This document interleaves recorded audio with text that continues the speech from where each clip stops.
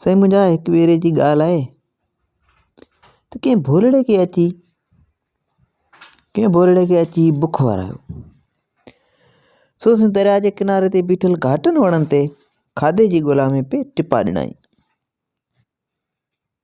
से मुंहिंजा उते ई भर पासे में को नोरियोड़ो बि रहंदो हो।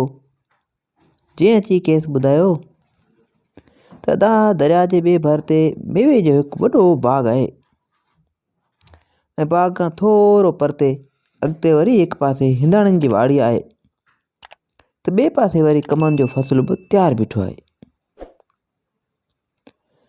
साईं इहे जो ख़बरूं ॿुधाई हाणे त हिन जो हिकारी सुख फिटी वियो।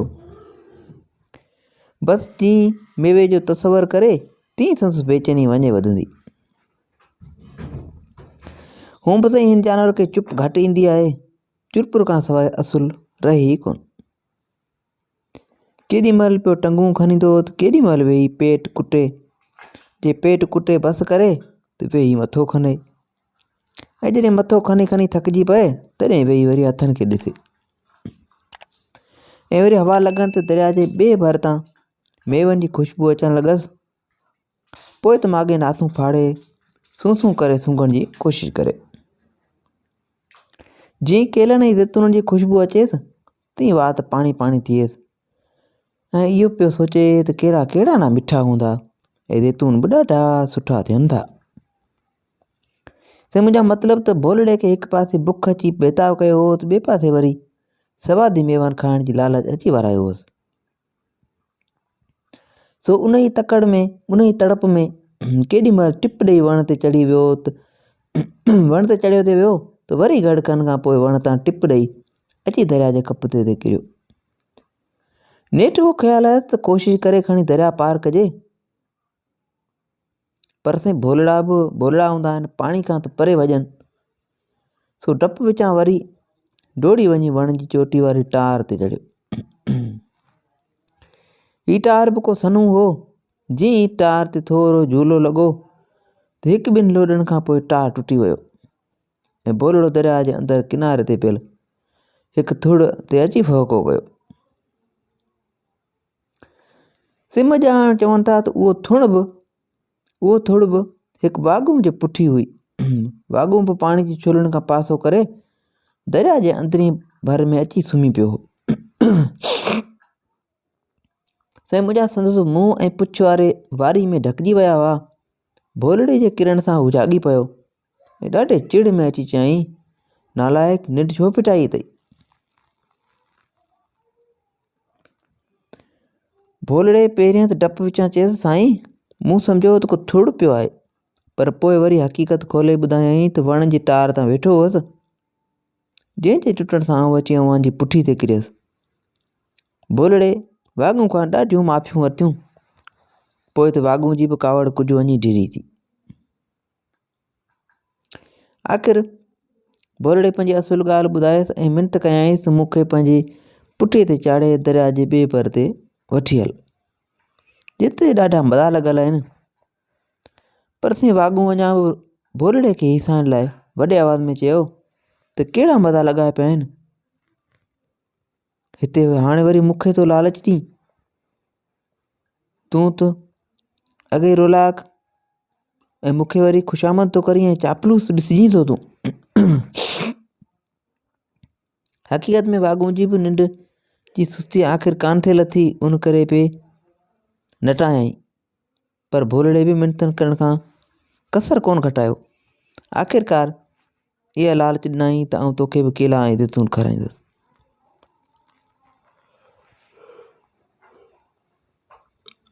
साईं मुंहिंजा वाॻूं वराणियो त मूंखे मेवे खां वधीक गोश्त वणंदो आहे।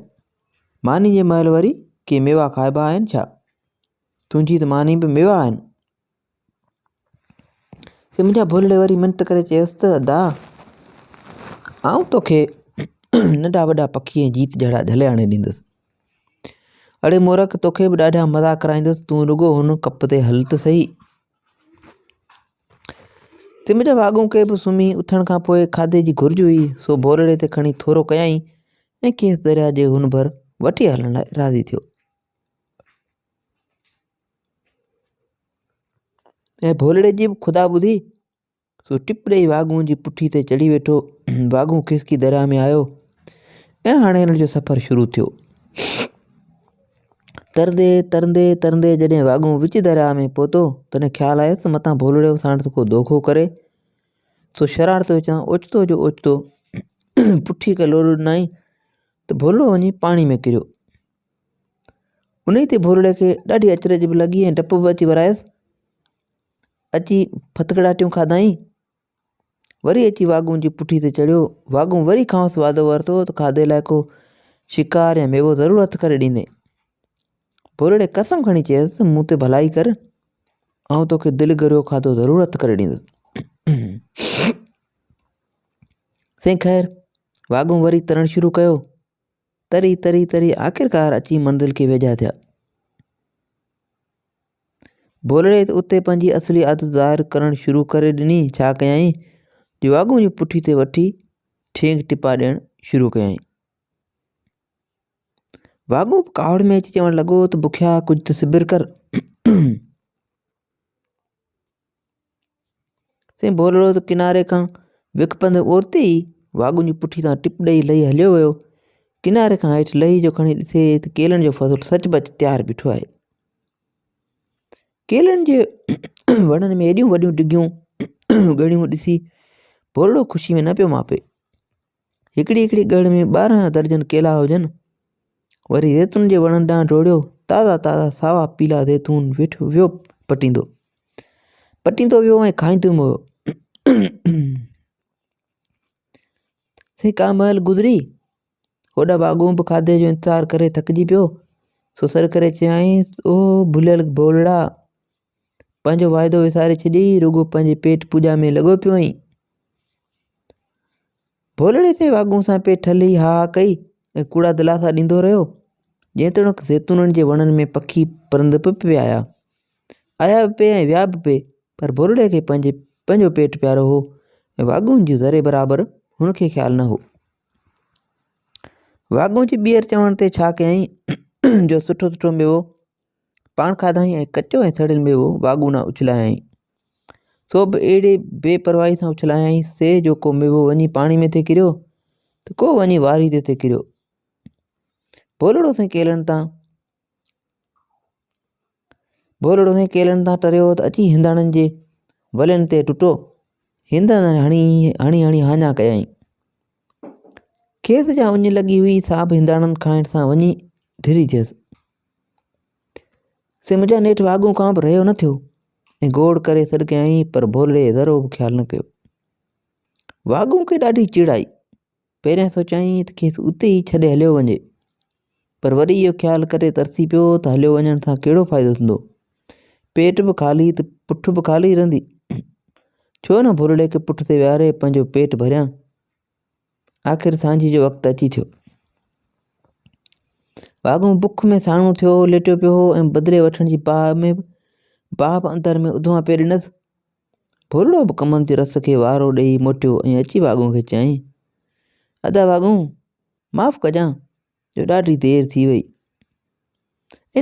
थी वई आहे ऐं वरी तुंहिंजे लाइक़ु को शिकार बि न फाथो। अदा पंहिंजो पंहिंजो नसीबु आहे। से वाघूं बि कावड़ में बाहि थियो वेठो हो। खेसि जवाब में फ़क़ति एतिरो चयईं त हा पुटु, तुंहिंजे नसीब जी तोखे हाणे ख़बर पवंदी। से बेवकूफ़ भोलड़ो वाघूं जी उन ॻाल्हि खे सम्झी न सघियो ऐं ख़ुशी ख़ुशी में अची हुन जी पुठी ते सवार थियो। वाघूं बि महसूसु कयो त भोलड़े जो वज़न वापसी जे वक़्तु कुझु वधीक ॻरो हुयो ऐं ख़ुशि थी सोचाईं त शिकार तकिड़ो हुजे त सुठो। वाघूं तरंदे तरंदे जॾहिं विच दरिया में पहुतो त पुठी खे जीअं ज़ोर सां लोॾो ॾिनई तीअं भोलड़ो वरी वञी पाणी में किरियो। पोइ त बसि भोलड़े जी रड़ हेठि रड़ मथे, मूंखे बचा ऐं ॿुॾां थो मरां थो। अदा वाघूं मूंखां भुल थी, मूं तौबा कई, मूंखे माफ़ु कर, मूंखे बचा। पर से हिन भेरे वाघूं भोलड़े जी हिकिड़ी मिंथ बि न ॿुधी ऐं पाण वराणी ॾिनई, रही दरिया जे कप ते ऐं विझी थो वाघुनि सां वेर, ऐं असुलु न छॾींदो साईं। झलींदे ई भोलड़े खे चीरे फाड़े खाइणु शुरू करे ॾिनई। खाई जॾहिं ढो कयईं तॾहिं साॻी कप ते अची आराम सां सुम्ही रहियो। ऐं पोइ त साईं भाॻूं पंहिंजूं निंडूं पूरियूं कयूं ऐं पेट बि भरे ढो कयईं। से मुंहिंजा भोलड़े जी इन भुल जे करे भोलड़ो पंहिंजी ज़िंदगी विञाए वेठो। उमेदु आहे हिन कहाणी जो मक़सदु तव्हांखे सम्झ में अची वियो हूंदो त जे कंहिंसां को वाइदो कजे त पारिजे, रुॻी पंहिंजो पेट न भरिजे, कुझु खाइजे त कुझु संगत खे बि खाराइजे। सो हिन क़िस्म जूं वधीक कहाणियूं किसा ॿुधण जे लाइ असांजे यूट्यूब चैनल खे सब्सक्राइब कंदा ऐं फेसबुक पेज खे फॉलो कंदा। दुआनि में यादि रखिजो। अल्लाह हाफ़िज़।